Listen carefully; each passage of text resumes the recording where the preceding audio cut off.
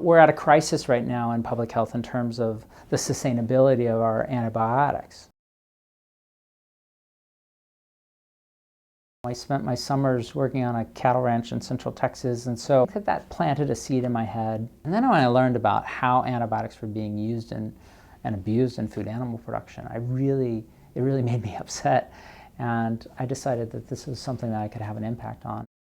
What the industry has done is said, well, these animals are getting sick, repeatedly. Let's just add antibiotics in at a regular time, at a low dose, just to prevent those things from happening. Well, I consider that abusive because what we know happens is that the bacteria rapidly become resistant to those antibiotics. We produce 9 billion food animals in the United States each year. And so you think about like a couple of bacteria get introduced into there, but then all of a sudden you have 9 billion hosts, 9 billion animals in which these bacteria can grow and amplify.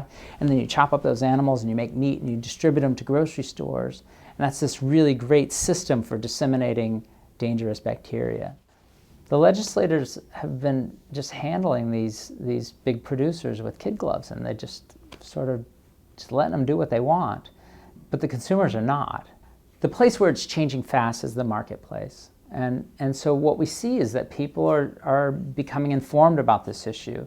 And they're saying, hey, I don't want my meat from animals that were raised with antibiotics. I think the thing to look for are labels like organic, but organic may be too expensive. So you can also then look for the label raised without antibiotics, or no antibiotics ever is a good label. Does the consumer have the power to change this? I hope so, because again, I don't think our legislators are doing enough on this. I mean, I maintain hope that they will sort of respect the science, respect public health, and respect the sustainability of our antibiotics until they sort of wake up and start doing something to protect these really, really amazing drugs.